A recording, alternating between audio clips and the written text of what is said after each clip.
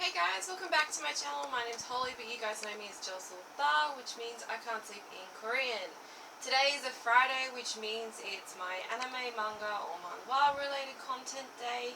And today, big warning, big warning. Today is a boy love related series. So if you don't know what that means a man loves a man, they get together, they make mushy love. Okay? So if you don't like that, there are other videos on my channel that you can go and watch that aren't related to this kind of content. I'm going to be putting a content warning up for these kinds of videos just because I know some people have some really strong opinions about it. I also know that there are millions of us bishi lovers, fujoshis around that just completely like their life revolves around it. So if you guys like that kind of content, please stick in and watch more. I'm going to be talking a bit more about a recent manhwa that I really love. It's an ongoing series called A Guy Like You. So if you guys want to stick around and see what I think about the series and any review kind of stuff I'm going to go through, make sure you keep watching. Hit the little subscribe button down below, tick your little icon box so you get notified when I do upload, and I'll see you in a second.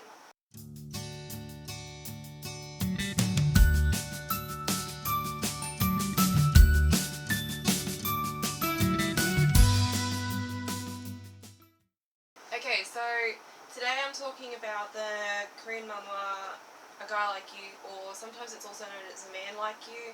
It's just a little bit of a word difference. It's published on Lenzen Comics, which is like a Korean online. It's kind of like Manga Go, but the Korean version. But having said that, A Guy Like You is also on a lot of those kinds of platforms as well. I just saw that there was a trailer for this. It's only a short one because it's not an animated series. It is essentially like a Korean comic book. Don't slay me for calling it like a comic book. That's just the easiest way to explain it to people who don't know what the hell a manhwa or manga is. So I'm going to watch that and see what that says, and then I'm going to go through kind of just a basic kind of plot of the series and what I loved, what I'm excited about, and all those kinds of things. Alrighty, so trailer time! Ooh.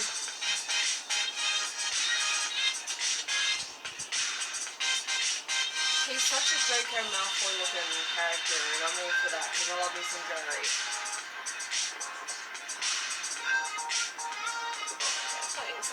Oh, it was so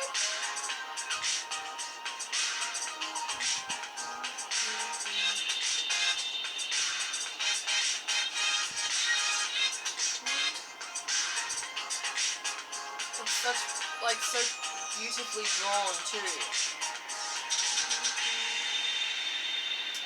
Oh yeah, and if you guys haven't noticed, that's the little icon that's in my intro video.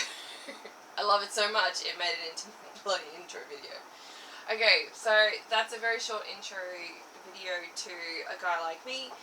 So basically the comic revolves around the relationship build up, the past and the future of characters Go Siwon and Kang Jin-ha. So it starts off with Go Siwon has no idea really who Kang Jin-ha is, doesn't remember him. And then there are some things that come to light from a party that they attended a year ago, that kind of brings up. So I'm trying to be really blasé because I want you guys to go read it. I don't want to give everything away. So basically there's a rumour that goes around the school that Kang Jin-ha is gay. He doesn't really give a shit. He's very arrogant. He's studious. He's top of his class. He doesn't really like working on group projects with people because it has been a thing in the past for him where people just come and do the group stuff. They'll just sit there and sleep. He'll do all the work because he prides himself on getting an A+. He'll do it all. He doesn't care. But it just means he has a really big aversion to working in groups. So Go Siwon and Kang Jin-ha get put on a group project together, and that's kind of where it starts to take off from there. There is also a little bit of a supernatural aspect to the series, being that there is a connection in the dream time. So when Go Siwon and Kang Jin-ha fall asleep, they're actually seeing each other in their dreams. And what you find out later is that dreamscape actually is relevant to where they're seeing themselves in those dreams is actually relevant to a past experience they've had together. So the first few chapters were going through those kinds of build-up, going through the dreams. Then there's a lot of confrontation as to why they're seeing each other in their dreams, which comes to the revelation that, you know, there was a previous relationship that Goshiwon has kind of forgotten about, and that kind of comes to light. Goshiwon is his character is he's very, very friendly. But he's also a little bit introverted, but still at the same time blunt. And I don't know if that makes a lot of sense. He's constantly blushing. I think he gets uncomfortable very easily, but at the same time, he has no problem exerting his opinions. If you're doing something he doesn't agree with, he'll tell you. But the issue with that a lot in the series is he's very quick to come to those opinions. So instead of asking the characters around him what is actually going on, he just has immediately jumped onto his perception of, this is what's going on, that's fucked up, I'm going this way and want to talk to you for a chapter. So there are a lot of instances with that kind of attitude that do fall in line with the Kang Jinha character as well. So Kang Jinha, like I said, he's very arrogant, but he's also a very sensitive person. So he seems to portray himself a lot as an arrogant personality because he doesn't want to be close to people. He's quite happy just to stay by himself, get good grades, and just progress where life takes him. But as he gets to know Siwon, you can see that those kinds of walls are building down a little bit. There are still definitely aspects that do show across like that. I'll give a little bit of a spoiler here because I think that when I came up to it, I was in real shock because I love Kang Jin-ha, and when I saw the scene, I was really like, holy shit, what the fuck? So there is a scene where, because Kang Jin-ha has a thing, obviously, for Goshiwon. Goshiwon has no idea how he feels. He doesn't remember most of the past. He doesn't remember what happened a year ago. So essentially what happens is Jinha puts himself on top of Goshiwon and makes a comment along the lines of, if I can't have your heart, I'll just take your body. And clearly that's insinuating some kind of sexual assault situation, which is a popular thing I find in manga and manhwa, but it was still a bit of a shock. So the reason he seems to do this is because Goshiwon is not listening to him. He's not paying him the attention that he needs, but he's so into himself at that point, and not in an insensitive way. He can't perceive what else is around him. And I feel like that's a development thing that has been getting a lot better since the story started. But as it progresses, there's a bit of kissing and stuff like that and some other things, but then Jinha goes, I can't do this. This is not who I am. I'm not comfortable with this. So he shows a lot of remorse for what he does, and he spends a lot of time, I see, trying in little ways to pick that up, to fix that. So there was no assault really, in a sense of like full-on sexual assault, but he did get quite pushy at that point. So if that's an issue you guys have problems with, just a heads up, it happens very briefly. It does happen a few times further in with other characters that I don't want to talk about just now. But yeah. So it progresses. One of the things I really liked about the story so far is that, so just a heads up, so I have been reading it since, I started reading about 2-3 weeks ago. It's up to last chapter 52. So it's a longer series. Like, it's not like a little one. Like, there is a lot of plot development. It doesn't go too fast, which I find can sometimes happen. It's nice, it's smooth, it has a purpose. There are plot changes in the sense of, like, it started off about this part, but now it's gone to this part. So there's that lead through. Every character that's in there I see has a lot of, a decent amount of character development, even to the point, like, we're still going, so there's still lots of room to grow. But you can already see in those 52 chapters that there's been that character growth, there's been the development. They're not just a two-dimensional character that just will stay that way the entire time. They're learning.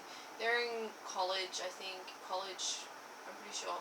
They're in college, they're young guys in girls and stuff in the series, so that always happens. There is obviously going to be the introduction of the villain. I can't pronounce his name. What's his name? It's Chinese.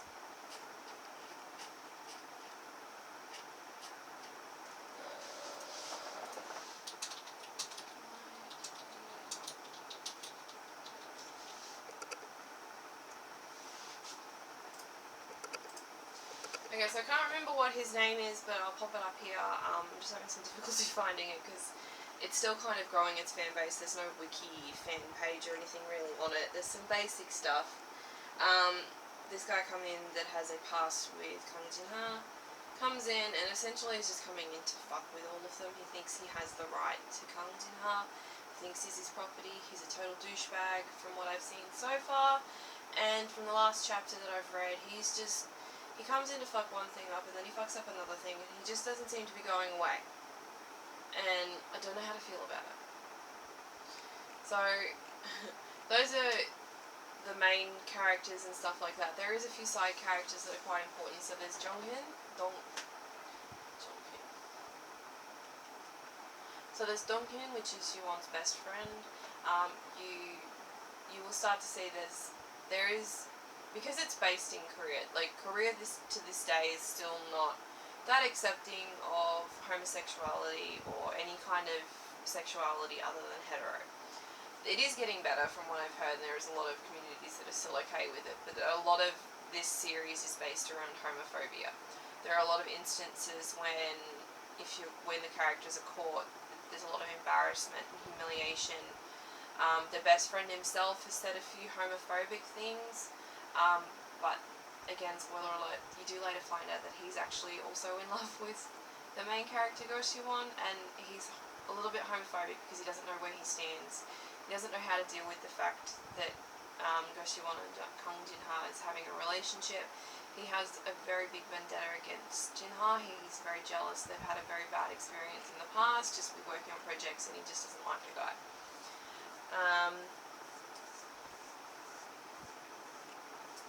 Yeah, so I don't want to talk about too much more because I don't want to give away the spoilers. I've left the link to the Lezen comic link down below so you guys can have a read of it. It's really, really good. The art style is beautiful. Honestly, it's amazing. I'm excited to see where this one goes. I want to see more. I'm a massive yaoi fan. I love them. I'm a fujoshi through and through, and that translates as well to my the Korean manhwa. So I'm really excited to see where this one goes. I actually have notifications set on my phone for when it's going to post, so that just tells you how thirsty I am for some smutty. Yeah, so I'll let you guys go. I hope you guys enjoyed this video. If you did, leave a thumbs up. Click subscribe down below and tick the little bell icon if you'd like to receive notifications for when I upload. I upload every Monday, Wednesday, Friday, and occasionally on a Saturday as well. And I hope to see you guys next time. Love you.